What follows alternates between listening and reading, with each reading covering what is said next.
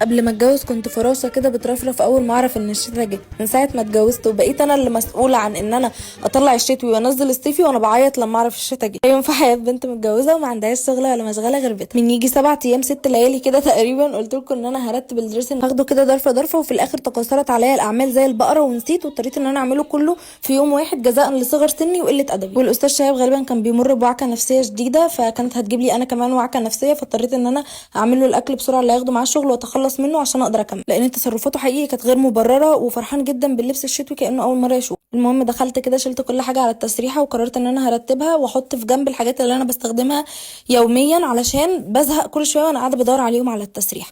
ودخلت عشان ارتب اوضه الضيوف عشان جاي لنا بكره ضيوف، رتبتها الحمد لله وخليتها زي الفل، وفرشتها وعطرتها وسبتها، وخرجت بقى على الصاله عشان هي كمان كانت مكركبه جدا ومفيش اي حاجه خالص في مكانها. واللي زاد وغطى ان عمو اللي بيجي ياخد الازايز الفاضيه، لان احنا دايما بنشرب ميه معدنيه، للاسف ما جاش، فاضطريت ان انا المهم بنفسي وانزل ارميهم لان هو مش بيجي بقاله كتير يعني.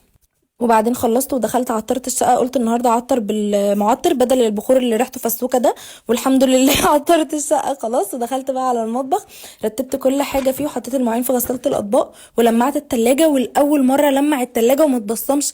بجد سعيده سعيده سعيده سعاده غير عاديه. الغريب بقى ان انا مش عارفه ايه التركه اللي انا عملتها خلتها ما تبصمش. المهم بعد ما تخلصوا غسالة الاطباق سيبوها مفتوحه شويه علشان المواعين اللي جوه ما تشبرش. دخلت بقى حطيت الزفت الغسيل، ودخلت نضفت التويلت اعزكم، وعملت لنفسي العصير منقوع الخفه والرشاقه والجمال واللطافه وكل الحاجات، ودخلت اخدت شاور بعد اليوم الطويل ده، وعملت لنفسي حمام مغربي خطير. وبدل الشاور استخدمت الغسول ده من ستارفل عشان عندي بعض الحبوب هو بينشفها تحفه للجسم، بس للوش بيعمل حبوب لمعظم الناس فما تستخدموش على وشه. قعدت اتفرج شويه على حريم السلطان واكل واشرب حاجه، وبعدين دخلت قلت هعمل الغدا. عملت شويه ستريبس، منهم شويه قليتهم وشويه تانيين سبتهم في الفريزر. انا بعمل الستريبس خطير، ملحقتش اطلب المره دي من ست الكل لاني مش في شبين في اكتوبر، فعملته انا بنفسي والحمد لله طلع تحفه ومقرمش وحلو جدا.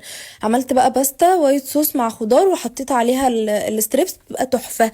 ولو وصلت لهنا فيا رب شعركم يتقل ولا اشوفكم في يوم جديد.